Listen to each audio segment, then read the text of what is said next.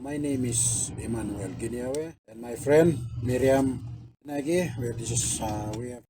Hi, my friend. Good morning, good evening, good afternoon, whatever time you are in this time. I welcome you all. Thank you for joining me on this video presentation. I will be presenting this video on bereavement. Bereavement is we all know, some we don't, some we know that bereavement is the process of grieving. Grieving, they are not they are similar in context, but they are slightly different. Like grief is the internal state of sorrow, and bereavement is the process from the start to the finish of the grieving process. And we have that mourning. Mourning is part of grieving, and it is the external the way that we show how we feel inside. And like in some cultures, we used to paint our faces with ash and we make it black, and some we used to black we wear whole black to show our grief, the state of grief. So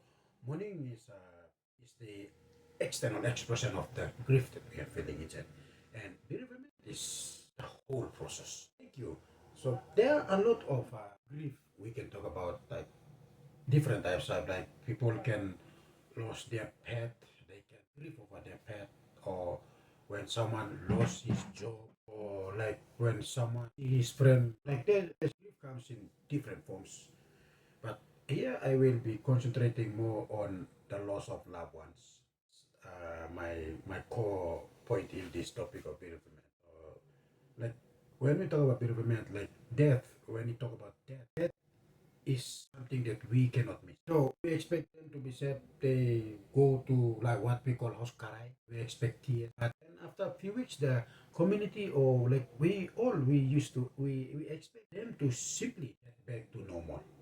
But grief doesn't work that way. To understand what is truly happening beneath the surface, we have to look at important psychological framework called the dual process model of coping with bereavement. It is developed by researchers Margaret Strobey and Hank Scott in 1990. Before this theory was proposed, or was before someone take this intention to do more study on that one, people used to think that grief was just a straight line, like you cried, went through stages, and then you were magically cured. When Strobey and Scott showed us that healthy grieving is actually a constant daily bouncing back and forth between two worlds, people now understand. They came up with two mechanisms to cope with bereavement. Like one is the loss-oriented coping, and the other one is restoration-oriented coping. Like loss-oriented coping is when a person is deeply feeling the pain of the loss. They're looking at old photos, crying or feeling overwhelming yearning for the person who is gone, like they are still in the process. It's like it's the start of the phase of grieving. And then there is another one, they call it restoration oriented coping. So this is when the person steps back into the world to survive. So they are learning to cook for themselves, taking on new financial roles in the family, or trying to focus on their trade or study.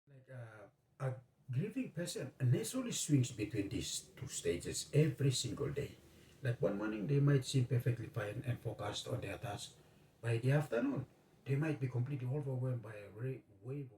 Understanding this movement is the key to supporting the people. And, bereavement has a lot of impact on teaching and learning. So we will look at a few of the aspects of bereavement that has on teaching and learning. Some of the effects we look at it.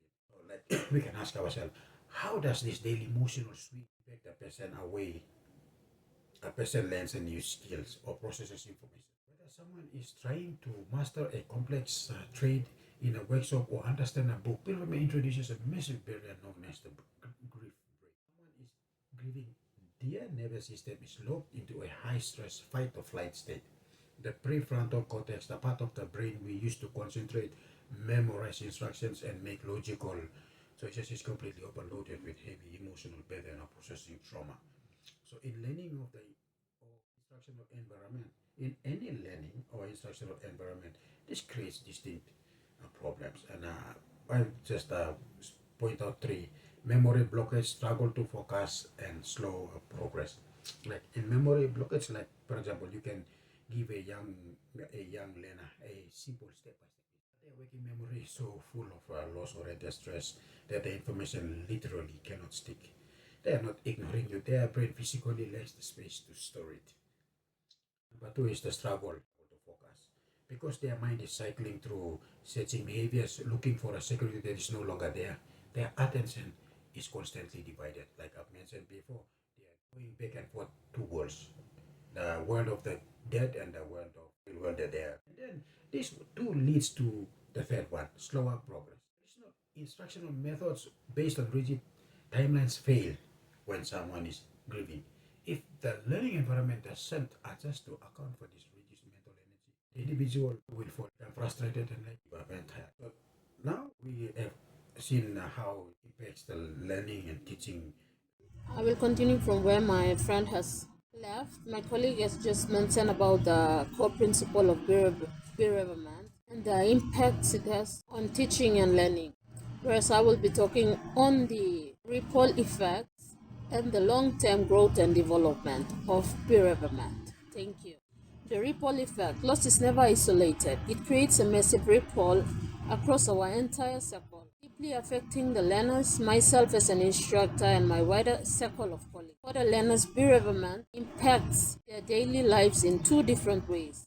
Firstly, it affects them through socially and behaviorally. They often experience a grief gap. They may completely isolate themselves from their friends because socializing takes energy they do not have. Alternatively, they might show sudden restlessness over emotional outbursts. For the learners, whereas physically grief is an existing full body experience, learners may face severe sleep issues, chronic muscle pain from holding tension, and digestive problems as it weakens the immune system that makes them frequently sick. For me as an instructor, bereavement completely shifts how I manage my workshop or classroom. I cannot view a sudden drop in performance, a ruined piece of woodwork, or an uncharacteristic flash of anger as simple laziness or bad behavior. I have to recognize it as a cry for help from an overload system. For my professional colleague, when loss hits some of our peers, the entire workplace environment changes. When a fellow worker is grieving, teams have to step up to cover their duties, while balancing how to support them during the restoration phase without overwhelming them. It reminds us that our workplace must be human centered, not just production centered. For long term development and growth, it is simply if a grieving individual is left entirely to themselves without understanding or support, it can completely alter their long term growth development. In terms of mental and cognitive growth, prolonged unsupported grief can lead to severe academic and gaps in the skills pile, can limit their future career choices and lock them out of opportunities. In terms of social and emotional development, impact can be permanent. A person who experiences severe loss can develop deep anxieties about stability. They may become terrified of losing other people they care about. They might build a world around themselves, detaching from relationships entirely, to protect the heart from future pain. However, if we as a community step in with patience and structured flexibility, we open the door to a psychologist called post traumatic growth. Does not mean the pain goes away. It means that navigating the hard balance of loss and restoration, individual develop profound emotion, resilience, deep empathy for others, and much clearer sense of personal identity and benefits and challenges. Choosing to build a supportive, grief-aware environment brings immense benefits, but it also comes with real world. As we wrap up for today, let us remember that the people we teach, work with, and live alongside are not pieces of machinery. They are whole, complex human beings. Hard work and effort in our communities always pays off. But our greatest efforts must be spent on protecting the human mind and hearts behind the tasks. By understanding the grief is an ongoing journey of shifting between the loss and rebuilding by recognizing the very real physical toll it takes. By standing as a steady centered light of support, we can make sure no one has to walk through through the dark fog of loss alone. Let us build a community where our strength is measured by how we lift each other up. Thank you for your time and take care of yourself as we continue to watch over one another. Bye.